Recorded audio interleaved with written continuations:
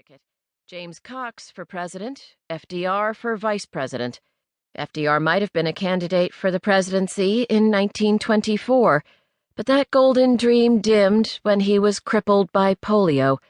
Now he wore 10-pound metal leg braces and spent months of every year paddling around at Warm Springs, a derelict health resort he'd bought in Georgia.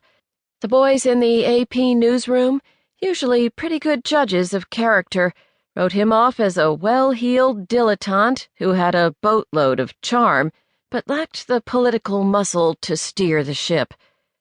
But Roosevelt was Al Smith's fair-haired boy and a Tammany Hall candidate, which made him very interesting copy, especially when you added in the connections to TR and the Oyster Bay Republican Roosevelts. So I spent my days loitering in the lobby at the Democratic Party headquarters in the General Motors building at Broadway and 57th, picking through the flotsam and jetsam of corridor gossip. And the more I heard, the more my gut told me that the story behind this story was the candidate's wife, who was doing something political wives just didn't do. She was campaigning for the ticket, openly, with enthusiasm, which all by itself was news. In Albany, Mrs. Al Smith hid behind her tea table in the governor's mansion and was off limits to the press. In Washington, Mrs. Calvin Coolidge, formerly a teacher in a school for the deaf, had been ordered by her husband not to talk to reporters. Urged to speak at a press luncheon, the story went, she had resorted to sign language, a perfect metaphor for muzzled political wives who were told to smile and keep their mouths shut. Mrs. Roosevelt was an anomaly, and as a reporter, I loved anomalies, especially when the anomaly was a woman doing something that made her stand out as something other than a wife, a mother, and a clothes horse. This woman went out on the campaign trail, edited the Women's Democratic News, wrote magazine articles on women in politics, taught at an exclusive girls' school, and, with two friends, owned a furniture factory on the Roosevelt estate. A furniture factory? Now there was an anomaly for you. But she had a conventional side as well. She was the mother of 4 boys and a girl, grown or away at school, and a grandmother.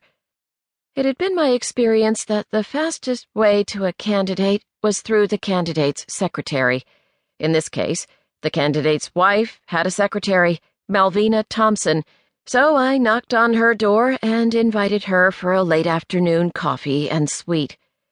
We met at Viniero's on East 11th between 1st and 2nd Avenue, over a slice of Italian cheesecake for her and a Napoleon for me.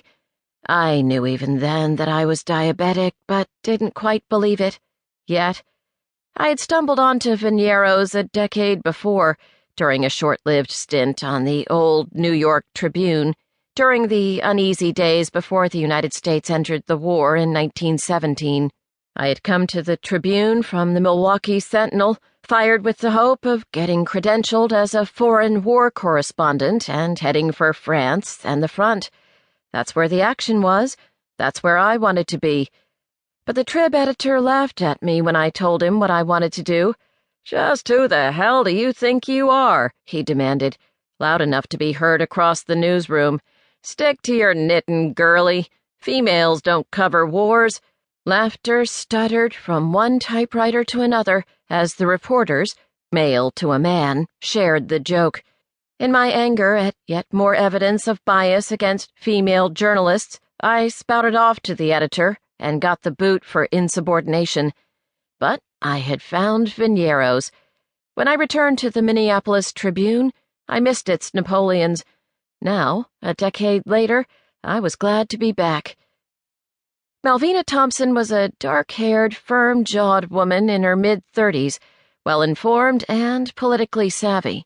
By the time our order appeared, we were Tommy and Hick, trading Tammany Hall gossip and shaking our heads over Mayor Jimmy Walker's latest grubby, greed-stained scandal. I asked a few wary questions about what was going on at Democratic headquarters, using her answers like channel markers, showing whether she'd give me access.